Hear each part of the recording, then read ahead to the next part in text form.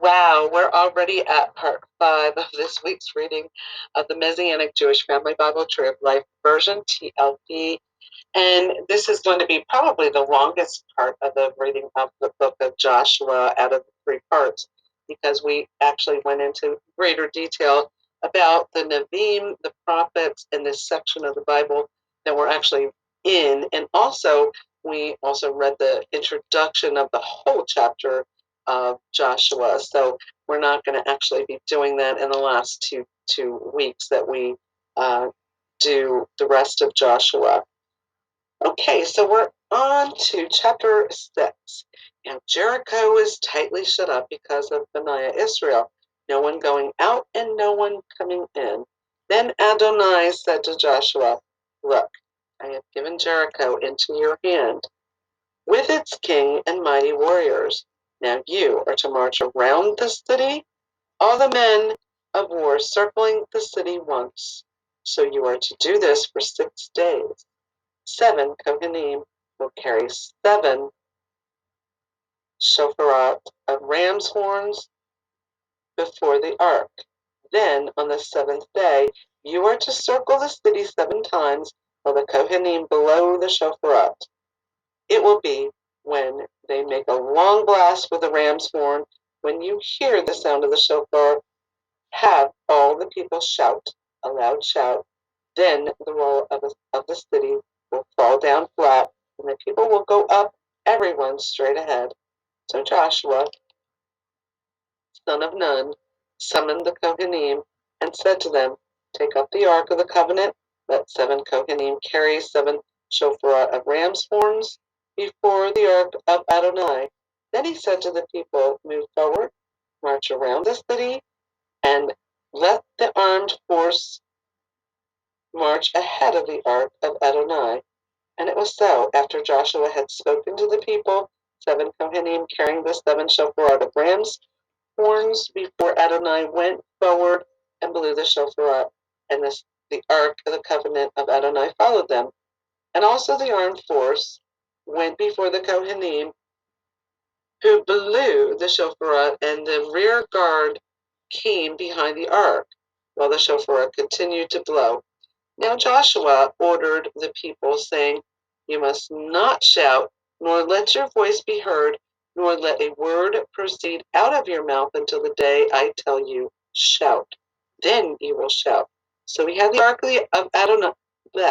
So he had the ark of Adonai go around the city, circling it once. Then they came into the camp and spent the night there.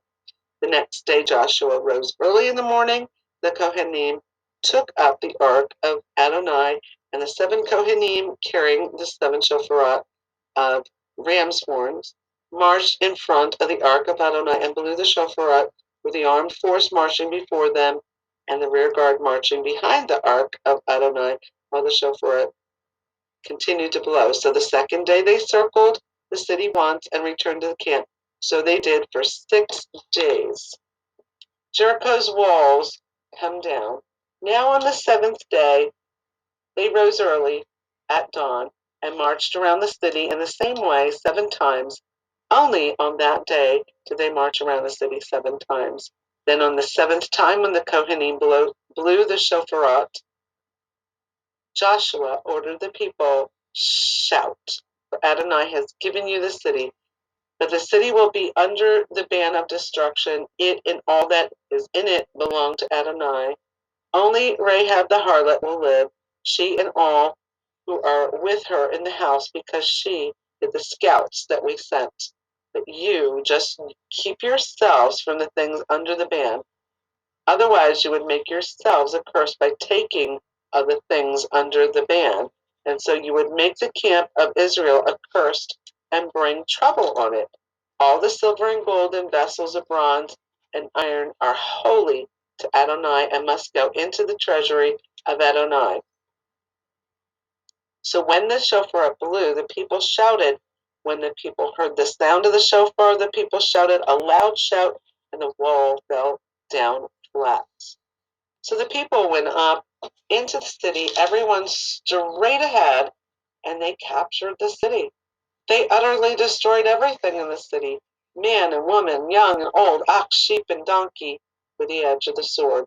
Then Joshua said to the two men who had spied out the land, go into the harlot's house and bring the woman and all who belong to her as you swore to her. So the young spies went in and brought out Rahab, her father, her mother, her relatives, and all who belonged to her. All her relatives they brought out and put them outside the camp of Israel. Then they burned the city with fire and all that was in it. Only the silver, the gold, and the vessels of bronze and iron did they put into the treasury and the house of Adonai. But Rahab the harlot, her father's household, and all who belonged to her, Joshua spared. She had lived in the midst of Israel to this day because she hid the scouts whom Joshua sent to spy out Jericho. At that time, Joshua made an oath, saying, Cursed before Adonai is a man who rises up and rebuilds this city, Jericho. On his firstborn he will lay its foundation, and on his youngest son he will set up its gates. So Adonai was with Joshua, and his fame was throughout the region. That's the end of chapter 6, and I will recap that. I almost had a mishap here. You heard me go, whoops. I almost dropped all my paperwork and that I had for this reading, and also the Bible, where I almost lost my page. Okay, so, and I know you couldn't see that, but that's what was happening, and all the shuffling in the back there. I was holding on to the Bible here. Okay, in chapter 6, Jericho falls, and and again they are given instructions on actually how to take the city, and that they were not to take spoil from this city. And that's really key here, because as we move forward, you're going to see what happens with Achan and how he did not listen. They were not to take any spoil. Everything, gold and silver and everything, were vessels to be put into the house of Adonai, that it all belonged to Adonai, the gold, the silver, the bronze, the iron, all of the treasury, everything was to be treasury for Adonai, not for anyone to take spoil and get rich off it. So, and as you see, the promise to Rahab was kept, and she was living amongst the children of Israel. So now we're going to move into chapter 7, Achan's trouble. The Bnei Israel unfaithfully violated the ban. Okay. Achan, son of Carmi, son of Zebdi, son of Zerah, of the tribe of Judah, took some of the banned things. So Adonai's anger burned against Bnei Israel. Now Joshua sent men from Jericho to Ai, which is near Beth Aven, east of Bethel, and spoke to them, saying, Go up and spy out the land. So the men went up and spied out Ai. When they returned to Joshua, they reported, Let not all the people go up. Only about 2,000 or 3,000 men need to go up and strike Ai. I'm just gonna spell this out because it sounds really funny. Ai. So don't wear out all the people there, for they were just a few.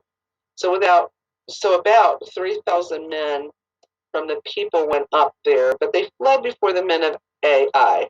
The men of Ai struck down about 36 of their men, and they chased them from outside the gate as far as Shebarim, striking them down on the slope. So the hearts of the people melted and became like water. Joshua then tore his clothes and fell to the ground on his face before the ark of Adonai until evening, both he and the elders of Israel, and they put dust on their heads. Alas, Adonai Elohim, Joshua said, Why did you ever bring this people across the Jordan? Is it to deliver us into the hand of the Amorites, to destroy us? If only we had been content and dwelled beyond the Jordan. Oh, my Lord, what can I say now that Israel has turned its back before its enemies? For when the Canaanites and all the inhabitants of the land hear of it, they will surround us and cut off our name from the earth. then what will you do for your great name? And Adonai said to Joshua, Arise. Why are you fallen on your face? Israel has sinned.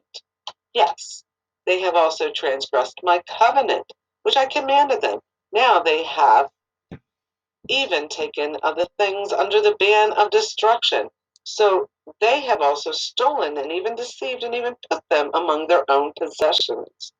So Bani Israel cannot stand before their enemies. So they turn their necks before their enemies because they have come under the ban. I will not be with you any more unless you destroy whatever is under the ban from among you. Arise, consecrate the people, and say, Consecrate yourselves for tomorrow. For thus says Adonai, the God of Israel, someone under the ban is in the midst of you, Israel. You will not be able to stand up before your enemies until you remove whatever is under the ban from among you. In the morning you will approach by your tribes.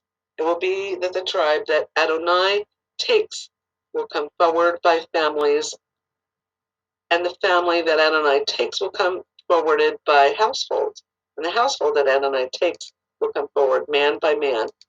Then whoever is taken, which with bleh, with whatever is under the ban, must be burned with fire, he and all belonging to him, because he has transgressed the covenant of Adonai, and because he has committed a disgrace in Israel. So Joshua rose up early in the morning and brought Israel forward by their tribes, and the tribe of Judah was taken.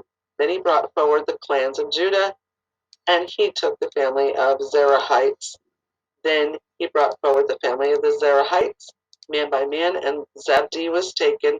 Then he brought forward his household, man by man, and Achan, son of Carmi, son of Zabdi, son of Zerah, of the tribe of Judah, was taken. So Joshua said to Achan, My son, give glory now to Adonai, God of Israel, and give praise to him. And confess to me now what you have done. Hide nothing from me. Achan responded to Joshua and said, It's true, I have sinned against Adonai, God of Israel. This is what I have done. When I saw among the spoil a beautiful Shinar mantle, and 200 shekels of silver, and a wedge of gold, 50 shekel in weight, I coveted them and took them. Look, they are buried in the ground in the middle of my tent, with the silver under it. So Joshua sent messengers who ran to the tent, and behold, it was buried in his tent, with the silver underneath it. Then they took them from the middle of the tent and brought them to Joshua and to all Bani Israel, and they laid them down before Adonai. Then Joshua and all Israel with him took Achan, son of Zerah, the silver, the mantle, the wedge of gold, his sons, his daughters, his oxen, his donkeys, his sheep, and his tent, and all that he had, and they brought them up to the valley of Achor, Achor. Then Joshua said, Why have you brought trouble on us? Adonai will trouble you this day. Then all Israel stoned him with stones, burned them with fire, and stoned them with stones. They raised over him a great heap of stones that stands to this day. Then Adonai turned from the fierceness of his anger. Therefore the name of this place has been called the Valley of Achor this day. And that's the end of chapter 7. So there's a footnote, Hebrews 11, chapter 30, and that reads, By faith the walls of Jericho fell down after they were circled for 7 days. By faith Rahab the prostitute did not perish with those who were disobedient, because she welcomed the spies with shalom. And actually that last part was verse 31. Okay, we're going to quickly recap chapter 7. And in chapter 7, we read about Achan's sin and how disaster can come because of one person's sin. It can come to a whole household, it can come to a nation. And during the battle, Israel was put to flight. And Joshua, he couldn't understand why. And why, the Lord was with them and, with Jericho, and why this was even happening. And the Lord revealed to Joshua that someone in the camp has sinned. Someone kept what God told them not to keep, and it was affecting the whole camp. So all 3 million people had to be brought before Joshua, and it was discovered who it was, and Achan and his whole family were stoned to death because of the rebellion against God's word. Achan, son of Carmi, son of Zabdi, son of Zerah, of the tribe of Judah, took the things that were in ban, and they were not supposed to take, and the anger of the Lord was kindled against Benaiah Israel because of it. And the army of the men of Joshua that were sent from Jericho to Ai had to flee because they were being killed. Joshua tore his clothes, went before the Lord, pleaded, and the Lord told Joshua that Israel sinned and stole something, and it needed to be dealt with. But otherwise, God was not going to be with them, and they were not going to be okay. Um, so God had told them to sanctify Himself and have the people sanctify themselves, and everyone had to be brought tribe by tribe, person by person, um, before Joshua, and they needed to find these things and find the person that sinned, and they needed to get rid of that person. And that is exactly what happened. So as we move on to chapter 8, we're going to see that then they could defeat Ai. Then Adonai said to Joshua, "Do not be afraid or dismayed. Take all the people of war with you and arise at now and go up to Ai. Behold, I have given the king of Ai, his people, his city, and his land into your hand. Then you will do to Ai and its king as you did to Jericho and its king, except you will take its spoil and its cattle as plunder for yourselves. Set an ambush for the city behind it." So Joshua and all the people of war arose to go up to Ai. Joshua selected 30,000 men, valiant warriors, and sent them at night. He commanded them, saying, "Look, you are going to ambush the city from behind it. Don't go too far from the city, but all of you be ready. Then I and all the troops with me will approach the city. Then it will be when they come out against us, like the first time, that we will flee before them. So they will come out after us until we have drawn them away from the city. For they will think they are fleeing before us like the first time. While we are fleeing before them, you will rise up from the ambush and take possession of the city, for Adonai your God will give it into your hand. Now when you have seized the city, you will set the city on fire according to the word of Adonai you must do. See that you do as I have ordered you." So Joshua sent them off, and they went to the ambush site, taking position between Bethel and Ai, to the west of Ai. But Joshua spent the night among the people. Then Joshua rose up early in the morning and mustered the people. He and the elders of Israel marched before the people to Ai. All the people of war with him went up, advanced, and came in front of the city. They camped to the north of Ai, with a valley between him and Ai. But he had taken about 5,000 men and set them in ambush between Bethel and Ai, to the west of the city. So they stationed the people, the main army that was to the north of the city, and its rear guard to the west of the city. Then Joshua walked that night in the midst of the valley. So it came to pass, when the king of Ai saw this, the men of the city hurried and rose up early and went out to meet Israel in battle, he and all the people at the appointed place facing Arabah. But he did not know that there was an ambush against him behind the city. So Joshua and all Israel pretended to be beaten before them and fled by the way of the wilderness.